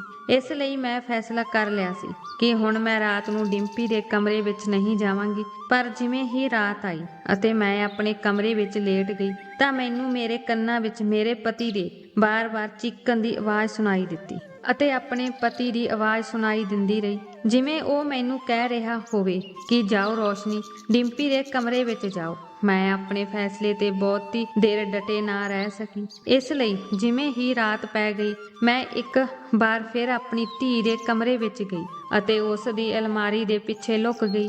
ਅੱਜ ਮੇਰੀਆਂ ਲੱਤਾਂ ਵਿੱਚ ਬਹੁਤ ਦਰਦ ਹੋ ਰਿਹਾ ਸੀ, ਪਰ ਮੈਂ ਇਸ ਨੂੰ ਬਰਦਾਸ਼ਤ ਕੀਤਾ ਅਤੇ ਖੜੀ ਰਹੀ। ਮੈਂ ਕਦੇ ਵੀ ਆਪਣੇ ਪਤੀ ਦੀਆਂ ਗੱਲਾਂ ਨੂੰ ਨਜ਼ਰਅੰਦਾਜ਼ ਨਹੀਂ ਕੀਤਾ ਜਦੋਂ ਉਹ ਜਿਉਂਦਾ ਸੀ ਅਤੇ ਉਹ ਮੈਨੂੰ ਬਹੁਤ ਪਿਆਰ ਕਰਦਾ ਸੀ। ਅੱਜ ਮੈਂ ਉਸ ਦੀਆਂ ਗੱਲਾਂ ਨੂੰ ਕਿਵੇਂ ਨਜ਼ਰਅੰਦਾਜ਼ ਕਰ ਸਕਦੀ ਸੀ? ਮੈਂ ਸਾਰੀ ਰਾਤ ਅਲਮਾਰੀ ਦੇ ਪਿੱਛੇ ਇਸ ਤਰ੍ਹਾਂ ਖੜੀ ਰਹੀ ਅਤੇ ਮੇਰੀ ਧੀ ਪੜ੍ਹ ਰਹੀ ਸੀ। ਇੱਕ ਤੋਂ ਬਾਅਦ ਇੱਕ ਕਿਤਾਬ ਪੜ੍ਹ ਰਹੀ ਸੀ। ਦੂਜੀ ਰਾਤ ਵੀ ਇਸੇ ਤਰ੍ਹਾਂ ਲੰਘ ਗਈ ਸੀ। ਮੈਂ ਸਵੇਰੇ ਦੁਬਾਰਾ ਆਪਣੇ ਕਮਰੇ ਵਿੱਚ ਆਈ ਅਤੇ ਸੋਚਣ ਲੱਗੀ ਕਿ ਸ਼ਾਇਦ ਇਹ ਸੁਪਨਾ ਮੈਨੂੰ ਇਸ ਕਰਕੇ ਆਇਆ ਹੋਵੇ ਕਿਉਂਕਿ ਮੈਂ ਹਰ ਰੋਜ਼ ਆਪਣੇ ਪਤੀ ਦੀਆਂ ਯਾਦਾਂ ਵਿੱਚ ਗੁਆਚ ਜਾਂਦੀ ਹਾਂ ਅਤੇ ਉਸ ਦੀ ਫੋਟੋ ਨੂੰ ਬਾਰ-ਬਾਰ ਦੇਖਦੀ ਹਾਂ। ਇਸੇ ਕਰਕੇ ਮੇਰੇ ਮਨ ਵਿੱਚ ਮੇਰੇ ਪਤੀ ਦੀਆਂ ਯਾਦਾਂ ਆ ਗਈਆਂ। ਸ਼ਾਇਦ ਇਸ ਸੁਪਨੇ ਦੀ ਕੋਈ ਹਕੀਕਤ ਨਹੀਂ ਹੈ। ਮੈਂ ਫੈਸਲਾ ਕਰ ਲਿਆ ਸੀ ਕਿ ਹੁਣ ਮੈਂ ਆਪਣੇ ਸੁਪਨੇ ਦੇ ਕਾਰਨ ਆਪਣੀ ਬੇਟੀ ਤੇ ਸ਼ੱਕ ਨਹੀਂ ਕਰਾਂਗੀ। ਮੈਂ ਥੋੜਾ ਆਰਾਮ ਕੀਤਾ ਅਤੇ ਉੱਠ ਕੇ ਰਸੋਈ ਵਿੱਚ ਨਾਸ਼ਤਾ ਬਣਾਉਣ ਲਈ ਚਲੀ ਗਈ। ਨਾਸ਼ਤਾ ਬਣਾਉਣ ਤੋਂ ਬਾਅਦ ਮੈਂ ਸੋਚਿਆ ਕਿ ਡਿੰਪੀ ਲਈ ਵੀ ਨਾਸ਼ਤਾ ਬਣਾ ਲਵਾਂ। ਜਿਵੇਂ ਹੀ ਮੈਂ ਉਸ ਦਾ ਨਾਸ਼ਤਾ ਦੇਣ ਉਸ ਦੇ ਕਮਰੇ ਵਿੱਚ ਗਈ, ਮੈਂ ਆਪਣੀ ਧੀ ਦੇ ਕਮਰੇ ਦੇ ਦਰਵਾਜ਼ੇ ਕੋਲ ਪਹੁੰਚੀ ਹੀ ਸੀ। ਉਦੋਂ ਹੀ ਉਸ ਦੇ ਕਮਰੇ ਵਿੱਚੋਂ ਆ ਰਹੀ ਆਵਾਜ਼ ਮੇਰੇ ਕੰਨਾਂ ਤੱਕ ਪਹੁੰਚ ਗਈ। ਉਹ ਰੋ ਰਹੀ ਸੀ ਅਤੇ ਮੈਂ ਡਰ ਰਹੀ ਸੀ ਕਿ ਪਤਾ ਨਹੀਂ ਮੇਰੀ ਧੀ ਨੂੰ ਕੀ ਹੋ ਗਿਆ ਸੀ ਅਤੇ ਉਹ ਇਸ ਤਰ੍ਹਾਂ ਕਿਉਂ ਰੋ ਰਹੀ ਹੈ। ਉਹ ਰੋਂਦੇ ਹੋਏ ਕਹਿਣ ਲੱਗੀ ਕਿ ਅੱਜ ਮੈਨੂੰ ਤੇਰੀ ਬਹੁਤ ਯਾਦ ਆਈ, ਛੇਤੀ ਮੇਰੇ ਕੋਲ ਆ, ਮੈਂ ਤੇਰੇ ਬਿਨਾਂ ਨਹੀਂ ਰਹਿ ਸਕਦੀ। ਇਹ ਗੱਲ ਸੁਣ ਕੇ ਮੈਂ ਦੰਗ ਰਹਿ ਗਈ। ਜਦੋਂ ਮੈਂ ਤੇਜ਼ੀ ਨਾਲ ਦਰਵਾਜ਼ਾ ਖੋਲ੍ਹਣ ਦੀ ਕੋਸ਼ਿਸ਼ ਕੀਤੀ ਤਾਂ ਕਮਰੇ ਦਾ ਦਰਵਾਜ਼ਾ ਅੰਦਰੋਂ ਬੰਦ ਦੇਖ ਕੇ ਹੈਰਾਨ ਰਹਿ ਗਈ। ਮੈਂ ਦਰਵਾਜ਼ਾ ਜ਼ੋਰ-ਜ਼ੋਰ ਨਾਲ ਖੜਕਾਉਣ ਲੱਗੀ। ਕੁਝ ਦੇਰ ਬਾਅਦ ਡਿੰਪੀ ਨੇ ਦਰਵਾਜ਼ਾ ਖੋਲ੍ਹਿਆ। ਉਹ ਕਹਿਣ ਲੱਗੀ, ਮਾਂ ਤੈਨੂੰ ਕੀ ਹੋਇਆ? ਤੁਸੀਂ ਮੇਰੇ ਕਮਰੇ ਦਾ ਦਰਵਾਜ਼ਾ ਇਸ ਤਰ੍ਹਾਂ ਕਿਉਂ ਮਾਰ ਰਹੇ ਹੋ? ਮੈਂ ਦਰਵਾਜ਼ਾ ਖੋਲ੍ਹਣ ਹੀ ਵਾਲੀ ਸੀ ਪਰ ਤੁਸੀਂ ਦਰਵਾਜ਼ਾ ਬੁਰੀ ਤਰ੍ਹਾਂ ਨਾਲ ਖੜਕਾ ਰਹੇ ਸੀ, ਜਿਵੇਂ ਭੁਚਾਲ ਆ ਗਿਆ ਹੋਵੇ। ਪਹਿਲਾਂ ਤਾਂ ਮੈਂ ਉਸ ਨੂੰ ਪੁੱਛਣ ਦਾ ਸੋਚਿਆ ਕਿ ਉਹ ਕਿਸ ਨਾਲ ਗੱਲ ਕਰ ਰਹੀ ਹੈ, ਪਰ ਜਦੋਂ ਮੈਂ ਉਸ ਦੇ ਹੱਥ ਵਿੱਚ ਉਸ ਦੇ ਪਿਤਾ ਦੀ ਫੋਟੋ ਦੇਖੀ ਤਾਂ ਮੈਨੂੰ ਸਭ ਕੁਝ ਸਮਝ ਆਇਆ। ਉਹ ਸ਼ਾਇਦ ਆਪਣੇ ਪਿਤਾ ਦੀਆਂ ਯਾਦਾਂ ਵਿੱਚ ਗੁਆਚ ਗਈ ਸੀ ਅਤੇ ਆਪਣੇ ਪਿਤਾ ਨੂੰ ਯਾਦ ਕਰ ਰਹੀ ਸੀ। ਪਰ ਪਤਾ ਨਹੀਂ ਕਿਉਂ ਮੇਰਾ ਦਿਲ ਬਹੁਤ ਘਬਰਾ ਰਿਹਾ ਸੀ।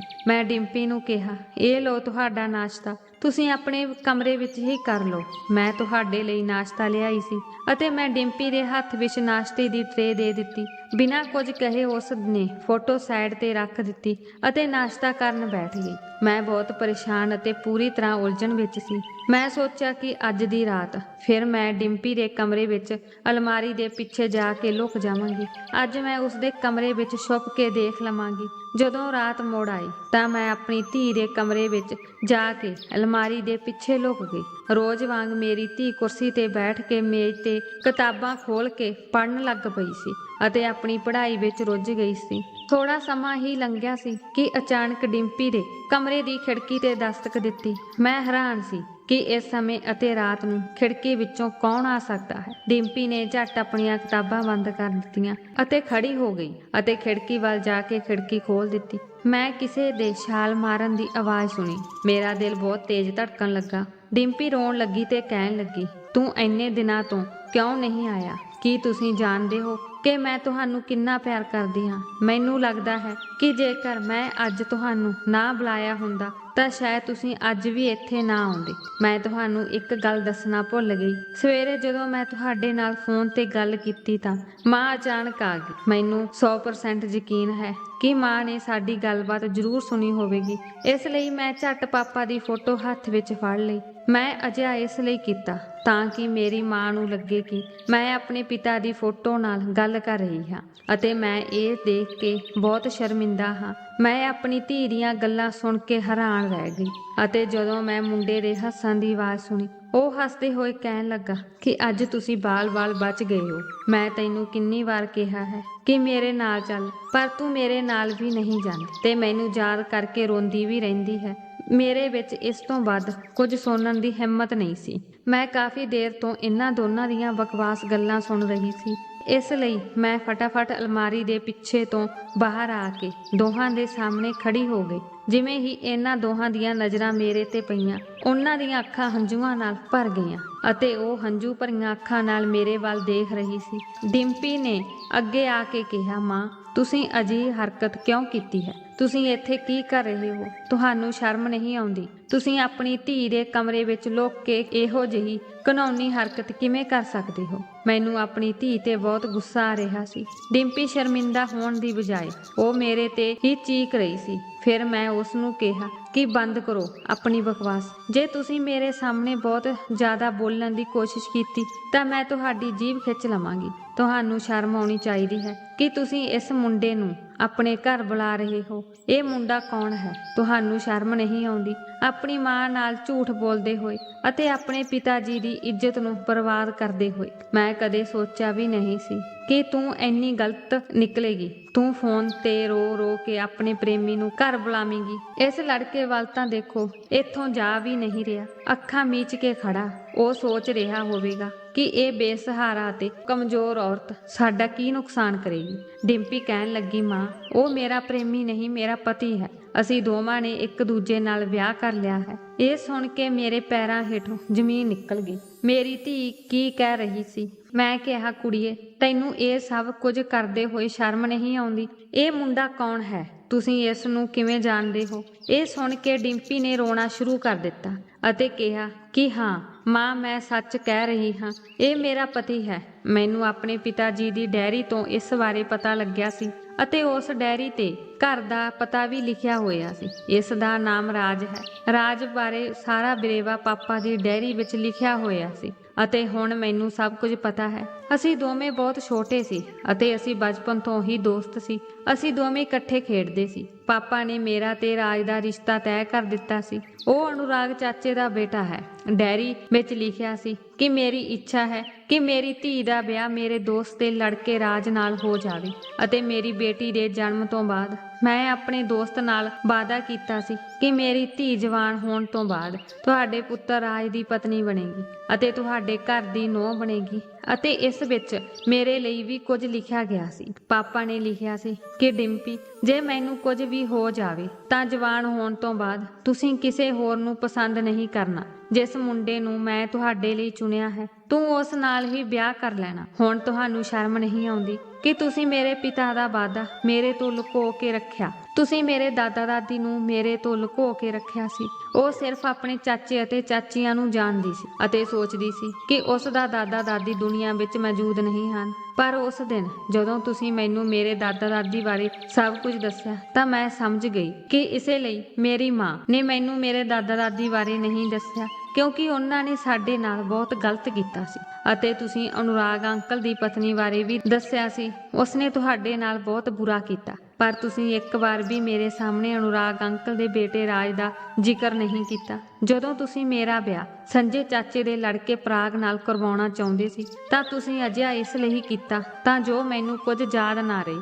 ਅਤੇ ਰਾਜ ਮੇਰੇ ਬਚਪਨ ਦਾ ਦੋਸਤ ਹੈ। ਰਾਜ ਦੀ ਮਾਂ ਨੇ ਤੁਹਾਡੇ ਨਾਲ ਜੋ ਵੀ ਕੀਤਾ ਉਹ ਪੁਰਾਣੀ ਗੱਲ ਸੀ। ਮੇਰੇ ਪਿਤਾ ਜੀ ਨੇ ਰਾਜ ਨਾਲ ਮੇਰਾ ਰਿਸ਼ਤਾ ਪੱਕਾ ਕਰ ਦਿੱਤਾ ਸੀ ਅਤੇ ਪਿਤਾ ਨਾਲ ਵਾਅਦਾ ਕੀਤਾ ਸੀ। ਇਸ ਲਈ ਮੈਂ ਆਪਣੇ ਪਿਤਾ ਦੁਆਰਾ ਕੀਤੇ ਵਾਅਦੇ ਨੂੰ ਤੋੜ ਨਹੀਂ ਸਕੀ। ਮੈਨੂੰ ਤੁਹਾਡੀ ਅਲਮਾਰੀ ਵਿੱਚ ਮੇਰੇ ਪਿਤਾ ਦੀਆਂ ਚਿੱਠੀਆਂ ਮਿਲੀਆਂ ਅਤੇ ਉਹਨਾਂ ਦੇ ਨਾਲ ਮੇਰੇ ਪਿਤਾ ਜੀ ਦੀ ਇੱਕ ਡਾਇਰੀ ਵੀ ਰੱਖੀ ਹੋਈ ਸੀ। ਮੈਂ ਉਹਨਾਂ ਵਿੱਚੋਂ ਡਾਇਰੀ ਆਪਣੇ ਨਾਲ ਲਿਆਈ ਸੀ ਅਤੇ ਜਦੋਂ ਮੈਂ ਡਾਇਰੀ ਪੜ੍ਹੀ ਤਾਂ ਉਸ ਵਿੱਚ ਇਹ ਸਾਰੀਆਂ ਗੱਲਾਂ ਲਿਖੀਆਂ ਹੋਈਆਂ ਸਨ ਅਤੇ ਰਾਜ ਦਾ ਪਤਾ ਵੀ ਲਿਖਿਆ ਹੋਇਆ ਸੀ। ਇਸ ਲਈ ਮੈਂ ਇੱਕ ਰਾਤ ਕਾਲਜ ਦੇ ਬਹਾਨੇ ਉਸ ਨੂੰ ਮਿਲਣ ਗਈ ਅਤੇ ਸਾਰੀ ਗੱਲ ਦੱਸ ਦਿੱਤੀ। ਖੁਸ਼ਕਿਸਮਤੀ ਨਾਲ ਮੈਨੂੰ ਉਹ ਲੜਕਾ ਮਿਲ ਗਿਆ ਸੀ ਜਿਸ ਨੂੰ ਮੇਰੇ ਪਿਤਾ ਨੇ ਮੇਰੇ ਲਈ ਚੁਣਿਆ ਸੀ। ਹੁਣ ਦੇਖ ਅਸੀਂ ਦੋਵੇਂ ਇੱਕ ਹਾਂ। ਮੈਂ ਡਿੰਪੀ ਦੀਆਂ ਗੱਲਾਂ ਸੁਣ ਕੇ ਰੋਣ ਲੱਗ ਪਈ ਅਤੇ ਕਹਿਣ ਲੱਗੀ, ਧੀ, ਤੇਰੇ ਪਿਤਾ ਦੇ ਦੋਸਤ ਦੀ ਪਤਨੀ ਨੇ ਮੇਰੇ ਨਾਲ ਬਹੁਤ ਗਲਤ ਕੀਤਾ ਸੀ। ਮੈਂ ਨਹੀਂ ਚਾਹੁੰਦੀ ਸੀ ਕਿ ਉਸ ਘਰ ਵਿੱਚ ਤੇਰਾ ਵਿਆਹ ਹੋ ਜਾਵੇ ਅਤੇ ਉਹ ਔਰਤ ਤੇਰੀ ਜ਼ਿੰਦਗੀ ਔਖੀ ਕਰ ਦੇਵੇ। ਕਿਉਂਕਿ ਉਸ ਔਰਤ ਨੇ ਮੈਨੂੰ ਵੀ ਨਹੀਂ ਬਖਸ਼ਿਆ ਤਾਂ ਉਹ ਤੇਰਾ ਕੀ ਹਾਲ ਕਰੇਗੀ। ਤੇ ਇਸ ਔਰਤ ਕਰਕੇ ਮੇਰੇ ਸਹੁਰਿਆਂ ਨੇ ਮੈਨੂੰ ਵੀ ਘਰੋਂ ਕੱਢ ਦਿੱਤਾ ਸੀ। ਮੈਨੂੰ ਡਰ ਸੀ ਕਿ ਜੇ ਮੈਂ ਆਪਣੇ ਪਤੀ ਦਾ ਵਾਅਦਾ ਨਿਭਾਇਆ ਅਤੇ ਰਾਜ ਨਾਲ ਤੇਰਾ ਵਿਆਹ ਕਰਵਾ ਦਿੱਤਾ ਤਾਂ ਰਾਜ ਦੀ ਮਾਂ ਤੈਨੂੰ ਸਾਰੀ ਉਮਰ ਤਾਨੇ ਮਾਰ ਕੇ ਤੰਗ ਕਰੇਗੀ ਤੇ ਤੈਨੂੰ ਕਦੇ ਵੀ ਸੁਖੀ ਨਾਲ ਨਹੀਂ ਰਹਿਣ ਦੇਵੇਗੀ। ਜੇ ਮੇਰੀ ਧੀ ਆਪਣੀ ਜ਼ਿੰਦਗੀ ਵਿੱਚ ਖੁਸ਼ ਨਾ ਰਹਿੰਦੀ ਤਾਂ ਮੈਂ ਜਿਉਂਦੇ ਹੀ ਮਰ ਜਾਂਦੀ। ਮੈਨੂੰ ਪਤਾ ਸੀ ਕਿ ਜਿਸ ਔਰਤ ਨੇ ਮੈਨੂੰ ਆਪਣੇ ਸਹੁਰਿਆਂ ਘਰ ਨਹੀਂ ਰਹਿਣ ਦਿੱਤਾ ਤਾਂ ਉਹ ਔਰਤ ਆਪਣੇ ਘਰ ਵਿੱਚ ਮੇਰੀ ਧੀ ਨਾਲ ਕਿਹੋ ਜਿਹਾ ਵਿਵਹਾਰ ਕਰੇਗੀ। ਡਿੰਪੀ ਮੇਰੀਆਂ ਗੱਲਾਂ ਸੁਣ ਕੇ ਰੋਣ ਲੱਗ ਪਈ। ਉਹ ਮੈਨੂੰ ਕਹਿਣ ਲੱਗੀ, ਮਾਤਾ ਜੀ, ਮੈਨੂੰ ਪਤਾ ਸੀ ਕਿ ਇਹ ਸਭ ਕਰਨ ਤੋਂ ਪਹਿਲਾਂ ਤੁਹਾਡੇ ਕੋਲ ਕੋਈ ਨਾ ਕੋਈ ਕਾਰਨ ਜ਼ਰੂਰ ਸੀ, ਕਿਉਂਕਿ ਮੈਂ ਆਪਣੀ ਜ਼ਿੰਦਗੀ ਦੇ ਇੰਨੇ ਸਾਲਾਂ ਵਿੱਚ ਤੁਹਾਡੇ ਵਿੱਚ ਕਦੇ ਕੋਈ ਬੁਰਾਈ ਨਹੀਂ ਦੇਖੀ। ਮੈਂ ਤੁਹਾਡੀ ਵਜ੍ਹਾ ਸਮਝ ਗਈ ਹਾਂ, ਪਰ ਮਾਂ, ਮੈਂ ਆਪਣੇ ਪਿਤਾ ਦੁਆਰਾ ਕੀਤਾ ਵਾਅਦਾ ਪੂਰਾ ਕਰਨਾ ਚਾਹੁੰਦੀ ਸੀ। ਫਿਰ ਮੇਰਾ ਜਵਾਈ ਰਾਜ ਅੱਗੇ ਆਇਆ ਅਤੇ ਹੱਥ ਜੋੜ ਕੇ ਬੋਲਿਆ, ਆਂਟੀ, ਸਮਾਂ ਬਹੁਤ ਲੰਘ ਗਿਆ ਹੈ। ਹੁਣ ਸਥਿਤੀ ਪਹਿਲਾਂ ਵਰਗੀ ਨਹੀਂ ਰਹੀ। ਹਰ ਕੋਈ ਠੀਕ ਹੋ ਗਿਆ ਹੈ ਅਤੇ ਤੁਹਾਨੂੰ ਦੱਸ ਦਈਏ ਕਿ ਮਾਂ ਦੀ ਸਿਹਤ ਇੰਨੀ ਖਰਾਬ ਹੋ ਗਈ ਹੈ ਕਿ ਉਹ ਆਪਣੇ ਬਿਸਤਰ ਤੋਂ ਉੱਠ ਵੀ ਨਹੀਂ ਸਕਦੀ। ਸ਼ਾਇਦ ਪਰਮਾਤਮਾ ਨੇ ਉਹਨਾਂ ਨੂੰ ਸਜ਼ਾ ਦਿੱਤੀ ਹੈ ਜੋ ਉਹਨਾਂ ਨੇ ਤੁਹਾਡੇ ਨਾਲ ਕੀਤਾ ਹੈ। ਮਾਂ ਨੂੰ ਅਧਰੰਗ ਹੋ ਗਿਆ ਹੈ, ਜਿਸ ਕਾਰਨ ਉਹ ਨਾ ਤਾਂ ਬੋਲ ਸਕਦੀ ਹੈ ਅਤੇ ਨਾ ਹੀ ਹਿੱਲ ਸਕਦੀ ਹੈ। ਡਾਕਟਰਾਂ ਨੇ ਕੁਝ ਦਿਨਾਂ ਦਾ ਹੀ ਸਮਾਂ ਦਿੱਤਾ ਹੈ। ਮਾਤਾ ਦੀ ਹਾਲਤ ਬਹੁਤ ਗੰਭੀਰ ਹੈ। ਤੁਸੀਂ ਮੇਰੇ ਨਾਲ ਆਓ ਅਤੇ ਮਾਂ ਨੂੰ ਉਸਦੀ ਗਲਤੀ ਲਈ ਮਾਫ ਕਰ ਦਿਓ। ਸ਼ਾਇਦ ਉਹ ਆਪਣੀ ਜ਼ਿੰਦਗੀ ਦੇ ਬਾਕੀ ਪਲਾਂ ਨੂੰ ਸ਼ਾਂਤੀ ਨਾਲ ਜੀ ਸਕੇ। ਮੇਰੀ ਧੀ ਦਾ ਵਿਆਹ ਰਾਜ ਨਾਲ ਹੋ ਗਿਆ ਸੀ। ਹੁਣ ਮੇਰੇ ਲਈ ਇਨਕਾਰ ਕਰਨ ਦੀ ਕੋਈ ਗੁੰਜਾਇਸ਼ ਨਹੀਂ ਸੀ। ਮੈਂ ਰਾਜ ਅਤੇ ਡਿੰਪੀ ਨਾਲ ਰਾਜ ਦੇ ਘਰ ਚਲੀ ਗਈ। ਜਦੋਂ ਮੈਂ ਉੱਥੇ ਗਈ ਤਾਂ ਰਾਜ ਦੀ ਮਾਂ ਮੰਜੇ ਤੇ ਬੁਰੀ ਹਾਲਤ ਵਿੱਚ ਪਈ ਸੀ। ਉਸ ਦੀ ਹਾਲਤ ਦੇਖ ਕੇ ਮੈਨੂੰ ਬਹੁਤ ਤਰਸ ਆ ਰਿਹਾ ਸੀ। ਮੈਨੂੰ ਦੇਖ ਕੇ ਉਸ ਦੀਆਂ ਅੱਖਾਂ ਵਿੱਚ ਹੰਝੂ ਆ ਗਏ। ਉਹ ਕੁਝ ਨਹੀਂ ਕਹਿ ਸਕਦੀ ਸੀ, ਪਰ ਮੈਂ ਉਸ ਦੀਆਂ ਅੱਖਾਂ ਵਿੱਚ ਦੇਖ ਸਕਦੀ ਸੀ ਜਿਵੇਂ ਉਹ ਮੇਰੇ ਤੋਂ ਮਾਫੀ ਮੰਗ ਰਹੀ ਹੋਵੇ। ਮੈਂ ਉਸ ਦੇ ਨੇੜੇ ਜਾ ਕੇ ਕਿਹਾ, ਕਵੇਰੀ, ਮੈਂ ਤੈਨੂੰ ਮਾਫ ਕਰ ਦਿੱਤਾ। ਹੁਣ ਸਾਡੇ ਬੱਚੇ ਵਿਆਹੇ ਹੋਏ ਹਨ, ਉਹਨਾਂ ਨੂੰ ਅਸ਼ੀਸ਼ ਦੇ ਦਿਓ। ਇਹ ਸੁਣ ਕੇ ਕਵੇਰੀ ਦੀਆਂ ਅੱਖਾਂ 'ਚੋਂ ਹੰਝੂ ਨਿਕਲਣ ਲੱਗੇ ਅਤੇ ਉਹ ਰੋ ਰਹੀ ਸੀ। ਅਨੁਰਾਗ ਭਾਈ ਸਾਹਿਬ ਵੀ ਮੈਨੂੰ ਦੇਖ ਕੇ ਬਹੁਤ ਖੁਸ਼ ਹੋਏ ਅਤੇ ਦੱਸਿਆ ਕਿ ਜਦੋਂ ਤੋਂ ਕਵੇਰੀ ਦੀ ਤਬੀਅਤ ਵਿਗੜਨ ਲੱਗੀ ਹੈ, ਉਦੋਂ ਤੋਂ ਉਹ ਸਮਝ ਗਏ ਸਨ ਕਿ ਉਸ ਨੇ ਤੁਹਾਡੇ ਨਾਲ ਗਲਤ ਕੀਤਾ ਹੈ। ਰੱਬ ਉਸ ਨੂੰ ਇਸ ਗੱਲ ਦੀ ਸਜ਼ਾ ਦੇ ਰਿਹਾ ਹੈ। ਉਹ ਤੁਹਾਡੇ ਤੋਂ ਮਾਫੀ ਮੰਗਣਾ ਚਾਹੁੰਦੀ ਸੀ, ਪਰ ਉਸ ਕੋਲ ਤੁਹਾਡੇ ਤੋਂ ਮਾਫੀ ਮੰਗਣ ਦੀ ਹਿੰਮਤ ਨਹੀਂ ਸੀ। ਇਸ ਲਈ ਉਸ ਨੇ ਕਿਹਾ ਕਿ ਜਦੋਂ ਮੈਂ ਠੀਕ ਹੋ ਜਾਵਾਂਗੀ ਤਾਂ ਮੈਂ ਖੁਦ ਰੋਸ਼ਨੀ ਦੇ ਘਰ ਜਾ ਕੇ ਉਸ ਤੋਂ ਮਾਫੀ ਮੰਗਾਂਗੀ। ਪਰ ਉਸ ਦੀ ਹਾਲਤ ਠੀਕ ਹੋਣ ਦੀ ਬਜਾਏ ਦਿਨੋਂ ਦਿਨ ਵਿਗੜਦੀ ਗਈ ਅਤੇ ਉਹ ਤੁਹਾਡੇ ਤੋਂ ਮਾਫੀ ਨਹੀਂ ਮੰਗ ਸਕੀ। ਜਦੋਂ ਡਿੰਪੀ ਨੇ ਇੱਕ ਦਿਨ ਸਾਡੇ ਘਰ ਆ ਕੇ ਸਾਰੀ ਗੱਲ ਦੱਸੀ ਤਾਂ ਮੈਂ ਖੁਦ ਇਹਨਾਂ ਦੋਹਾਂ ਬੱਚਿਆਂ ਦਾ ਵਿਆਹ ਕਰਵਾ ਦਿੱਤਾ। ਅਸੀਂ ਤੁਹਾਨੂੰ ਇਸ ਲਈ ਨਹੀਂ ਦੱਸਿਆ ਕਿਉਂਕਿ ਸਾਨੂੰ ਪਤਾ ਸੀ ਕਿ ਤੁਸੀਂ ਇਹਨਾਂ ਬੱਚਿਆਂ ਦੇ ਵਿਆਹ ਲਈ ਕਦੇ ਵੀ ਤਿਆਰ ਨਹੀਂ ਹੋਵੋਗੇ, ਕਿਉਂਕਿ ਤੁਹਾਡੇ ਨਾਲ ਬਹੁਤ ਬੁਰਾ ਕੀਤਾ ਗਿਆ ਸੀ ਅਤੇ ਮੈਂ ਵੀ ਆਪਣੇ ਦੋਸਤ ਦਾ ਵਾਅਦਾ ਪੂਰਾ ਕਰਨਾ ਚਾਹੁੰਦਾ ਸੀ। ਅਨੁਰਾਗ ਭਾਈ ਸਾਹਿਬ ਹੱਥ ਜੋੜ ਕੇ ਮੇਰੇ ਸਾਹਮਣੇ ਖੜੇ ਹੋ ਗਏ ਅਤੇ ਬੋਲੇ, ਭਾਬੀ, ਮੈਂ ਆਪਣੀ ਪਤਨੀ ਦੀ ਤਰਫੋਂ ਤੁਹਾਡੇ ਤੋਂ ਮਾਫੀ ਮੰਗਦਾ ਹਾਂ। ਮੇਰੀ ਪਤਨੀ ਨੂੰ ਅਤੇ ਮੇਰੇ ਬੱਚਿਆਂ ਨੂੰ ਵੀ ਮਾਫ ਕਰ ਦਿਓ ਜਿਨ੍ਹਾਂ ਨੇ ਤੁਹਾਡੇ ਨਾਲ ਗੁਪਤ ਵਿਆਹ ਕੀਤਾ ਸੀ। ਮੇਰੀ ਧੀ ਖੁਸ਼ ਸੀ, ਮੇਰੇ ਲਈ ਇਹ ਕਾਫੀ ਸੀ। ਮੈਂ ਅਨੁਰਾਗ ਭਾਈ ਸਾਹਿਬ ਨੂੰ ਕਿਹਾ ਕਿ ਹੁਣ ਜੋ ਵੀ ਹੋ ਗਿਆ ਤੁਹਾਨੂੰ ਸ਼ਰਮਿੰਦਾ ਹੋਣ ਦੀ ਕੋਈ ਲੋੜ ਨਹੀਂ। ਕਵੇਰੀ ਨੂੰ ਮਾਫ ਕਰ ਦਿੱਤਾ। ਇਹ ਕਹਿ ਕੇ ਮੈਂ ਘਰ ਆ ਗਈ, ਪਰ ਅਗਲੇ ਦਿਨ ਆਈ ਖਬਰ ਨੇ ਮੇਰੇ ਪੈਰਾਂ ਹੇਠੋਂ ਜ਼ਮੀਨ ਕੱਢ ਦਿੱਤੀ। ਡਿੰਪੀ ਨੇ ਦੱਸਿਆ ਕਿ ਕਵੇਰੀ ਦੀ ਮੌਤ ਹੋ ਗਈ। ਮੈਨੂੰ ਕਵੇਰੀ ਦੀ ਮੌਤ ਦਾ ਬਹੁਤ ਦੁੱਖ ਹੋਇਆ। ਹੁਣ ਮੇਰੀ ਬੇਟੀ ਆਪਣੇ ਸਹੁਰੇ ਘਰ ਰਹਿ ਰਹੀ ਹੈ ਅਤੇ ਬਹੁਤ ਖੁਸ਼ ਹੈ। ਇਸੇ ਤਰ੍ਹਾਂ ਮੇਰੇ ਪਤੀ ਦਾ ਸੁਪਨਾ ਵੀ ਪੂਰਾ ਹੋਇਆ ਅਤੇ ਕਵੇਰੀ ਦੇ ਕੀਤੇ ਦੀ ਸਜ਼ਾ ਕਵੇਰੀ ਨੂੰ ਮਿਲ ਗਈ ਸੀ। ਦੋਸਤੋ, ਮੈਨੂੰ ਉਮੀਦ ਹੈ ਕਿ ਤੁਹਾਨੂੰ ਸਾਡੀ ਕਹਾਣੀ ਪਸੰਦ ਆਈ ਹੋਵੇਗੀ। ਜੇਕਰ ਤੁਹਾਨੂੰ ਵੀਡੀਓ ਚੰਗੀ ਲੱਗੀ ਤਾਂ ਵੀਡੀਓ ਨੂੰ ਲਾਈਕ ਕਰੋ ਤੇ ਚੈਨਲ ਨੂੰ ਸਬਸਕ੍ਰਾਈਬ ਕਰੋ ਅਤੇ ਕਿਰਪਾ ਕਰਕੇ ਨੋਟੀਫਿਕੇਸ਼ਨ ਬੈਲ ਨੂੰ ਜ਼ਰੂਰ ਦਬਾਇਓ ਤਾਂ ਜੋ ਤੁਹਾਨੂੰ ਅਗਲੀ ਅਪਡੇਟ ਸਭ ਤੋਂ ਪਹਿਲਾਂ ਮਿਲ ਸਕੇ। ਧੰਨਵਾਦ।